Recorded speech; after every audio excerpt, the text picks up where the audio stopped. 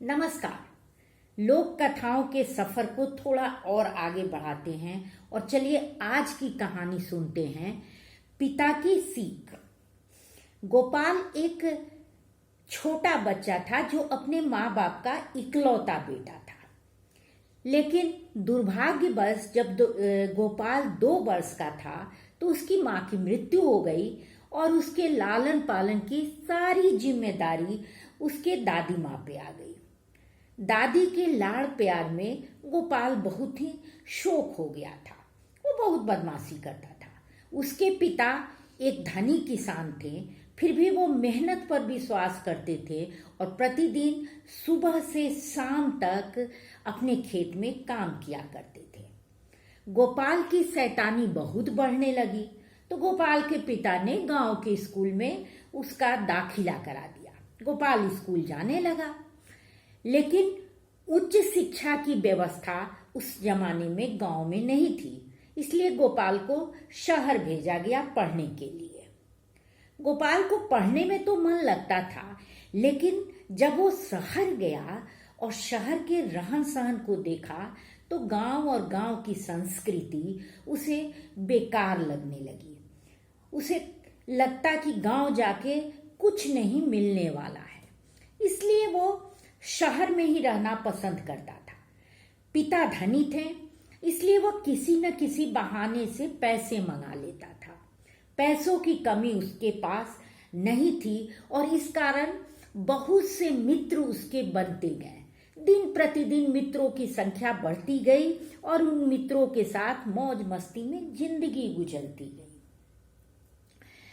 वो जब भी गांव आता 1-2 दिन के लिए, उसके पिता उसे हमेशा समझाते कि देखो, जे ना दी है सोना ऊ दी है जमीन के कोना। लेकिन गोपाल एक कान से सुनता दूसरे से निकाल देता और वो शहर में ही रहने लगा। छोटी मोटी नौकरी शहर में करने लगा, लेकिन गांव में आके खेती करना उसे कतई पसंद नहीं था। धीरे धीरे पिता बूढ़े हो गए और पिता का देहावसान हो गया। पिता के मृत्यु के बाद खेत देखता कौन?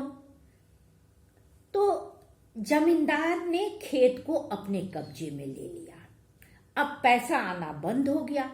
नौकरी इतनी बड़ी नहीं थी कि वो अपनी मौज मस्ती सब कर सकता था। धीरे धीरे मित्रों की संख्या बिल्कुल कम हो गई और एक स्थिति ऐसी आई कि खाना खर्चा चलाना भी बड़ा मुश्किल था।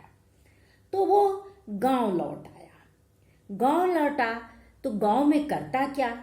अब तो उन लोगों के पास कोई जमीन भी नहीं थी। तो उसने अपने पिता के मित्र से संपर्क किया। उन्होंने उसे कहा कि ठीक है, कल से तुम मेरे खेत पर काम करने चले जाओ। गोपाल ने सोचा चलो मरता क्या ना करता।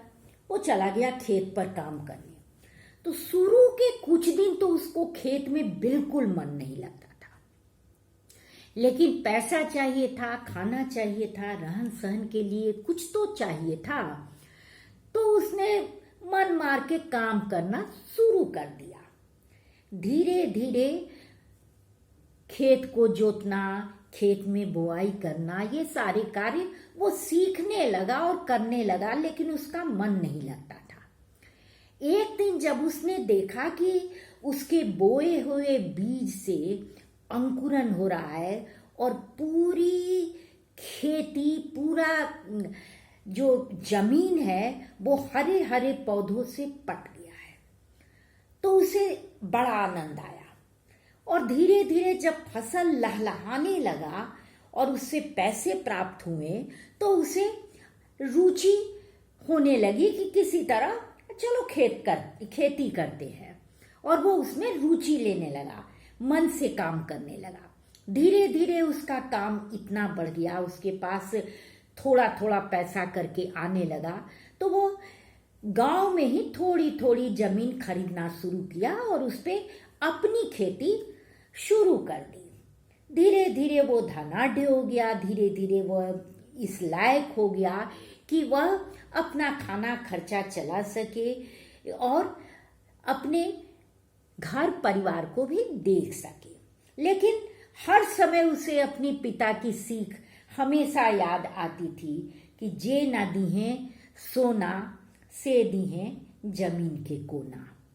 और सही बात है कि हम थोड़ा पढ़ लिख जाते हैं तो हमें गांव और गांव की संस्कृति नहीं पसंद आती है।